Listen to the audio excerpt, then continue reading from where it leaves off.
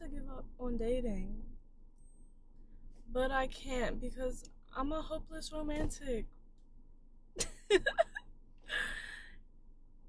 And I I don't even know. I don't want to say that I'm naive. I desire love way too much to give up on it, even though I always feel like that I should. Um, I think that being neurodivergent and having OCD is gonna be the reason that I am alone with a lot of fun experiences and stories of meeting new people, but no longevity. I think at the end it will just be me and my cat. And part of me is okay with that because when I was younger, before I even knew what being neurodivergent was, I always had this feeling that I was just born to be alone and made to be alone. It's difficult when you get a little grasp, or you get little pieces of things that you desire, and you start to envision life if you had this and you had that.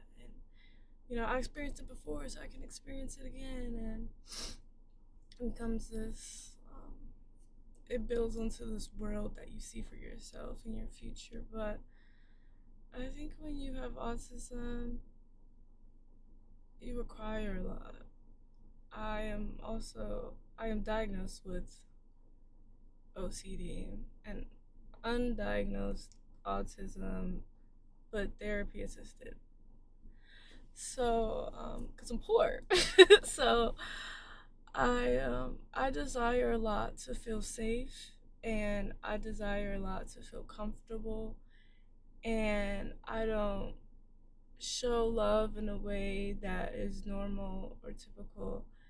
And I think all those things together just create chaos for people. And it's not their fault.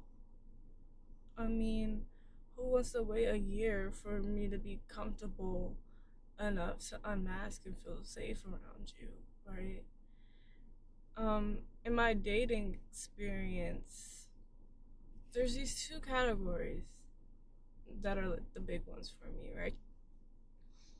One of them is physical safety. When I'm around you, does my body feel relaxed and at ease? Do you project your feelings onto me? Energetically, does the room feel dense when you're upset? Do I physically feel safe around you?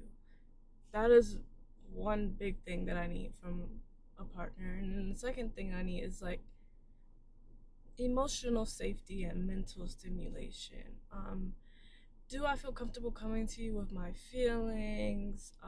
Do I feel like you're curious about me as much as I'm curious about you? And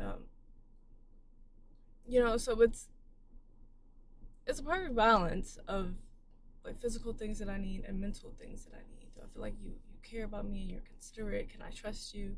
Those things. And then like, do I feel like you care about my physical well-being? Those two things combined will create a perfect me, because my environment and the energy space in the room makes a big difference on the Alex that will show up in front of you. And oftentimes I'm meeting people that have one but they don't have the other. And when you're first meeting someone, you think, okay, you have one, but I'm still getting to know you. Like, yeah, I don't feel safe sharing my deepest and darkest secrets with you, but you are a very calm person. You're very reliable. I do feel safe around you physically. So, in my brain, the only reasonable explanation is these things just take time. We just need time to get to know each other. But what I'm noticing is that it never happens. And there's always just this one thing that is really good and this other thing that's really awful. And then there's just me, like, falling over and over and over again and, like, completely disoriented. Um, but people don't understand that. And the longer that you go with this attraction to somebody, but without all the pieces that you need to feel safe, it's like this weird attachment forms. Um, and you feel this sense of like commitment and loyalty to them because of the time that has passed, but you also have no choice but to honor the way that you're feeling internally. And it's just, it turns to shit. And I hate that. And I hate when it happens. And it is always the fault of me because I just can't function the way that everybody is used to. Okay, you don't have this one little piece that you need, but you know me, like, just be affectionate. Or you know me, just trust me. It is like, I can't. I can't. Like, I literally can't. And I've spent so many years just feeling like a broken person, just feeling like a complete anomaly. Just, what is wrong with me? Why is my software broken? But the older I get, I'm feeling more called to just honor the process that comes with me and knowing me. And I'm really grateful for the friends and the for few romantic connections I've made post autism diagnosis because they really. Oh my god, there's a fly in my car. Get out! Please! Get out.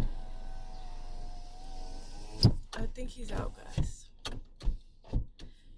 Because during that time, there was a lot of research going. There was a lot of, like, I'm sharing my therapy notes with you. I'm telling you what we went over. I'm telling you what I found. We're going over the DSM-5 together and blah, blah, blah.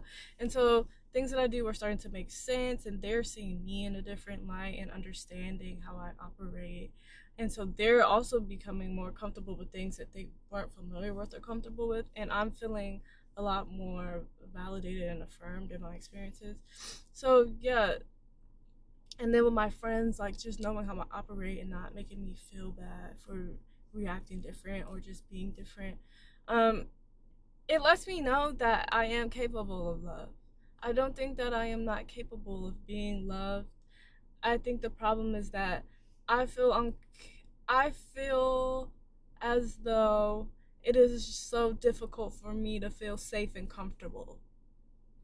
And there's this little part of me that is worried that I will never be satisfied or feel safe with somebody. And maybe that is my problem and my burden to bear and figure out.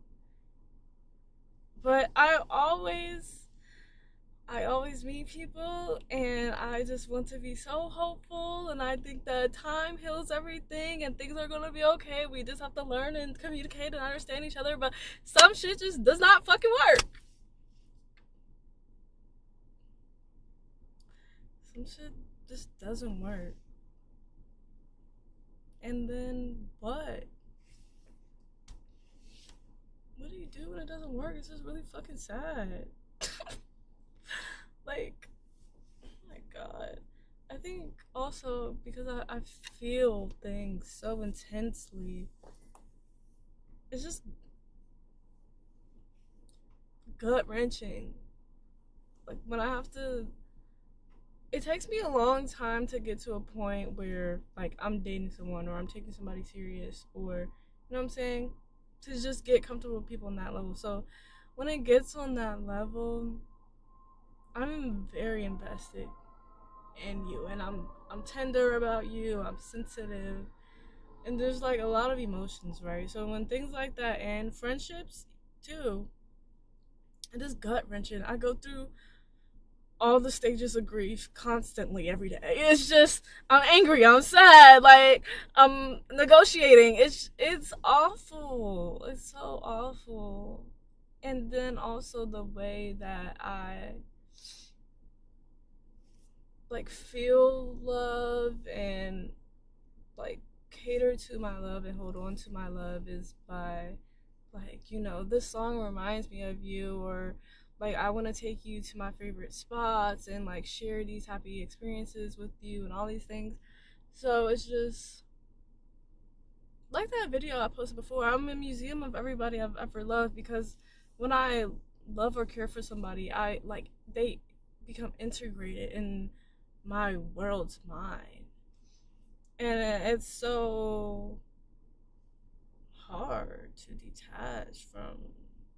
I mean, it's not hard to detach, but it's hard to constantly be in a position where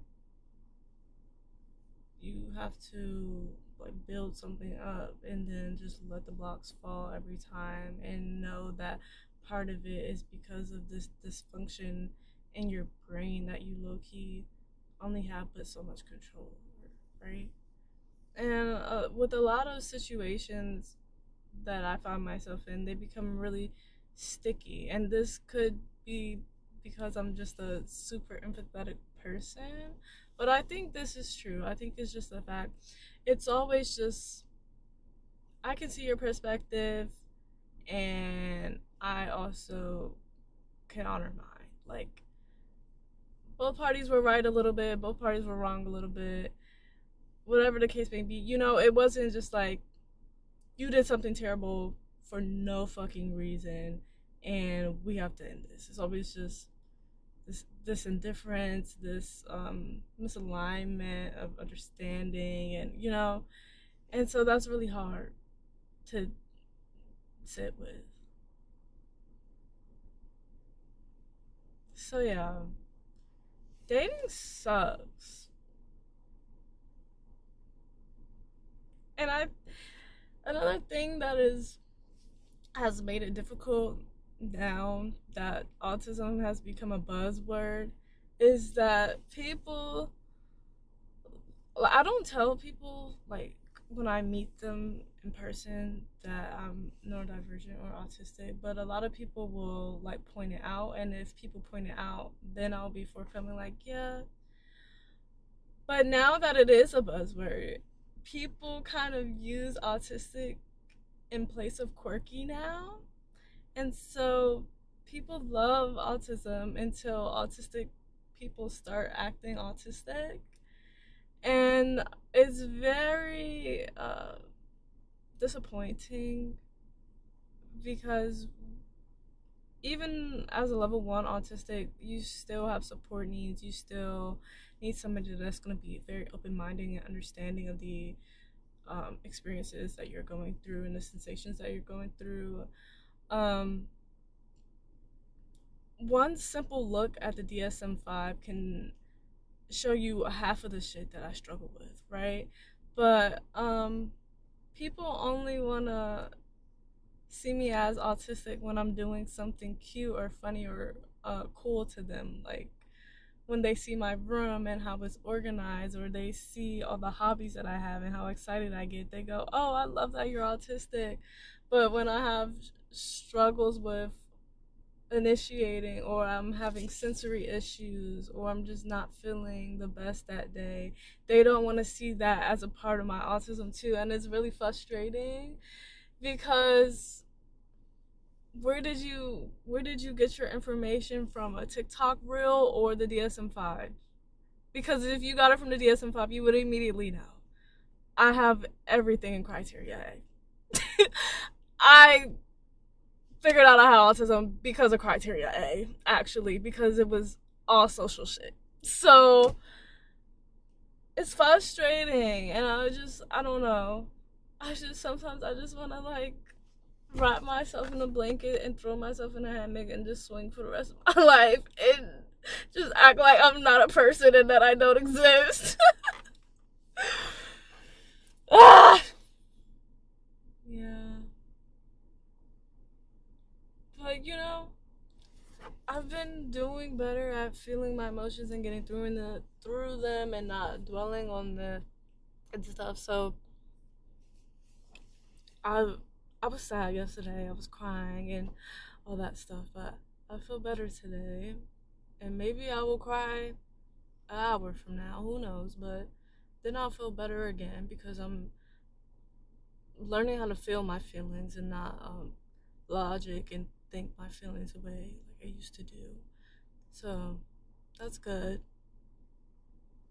And hopefully life will just give me the highs along with these lows that I'm feeling right now. Because I'm also looking for a new job. But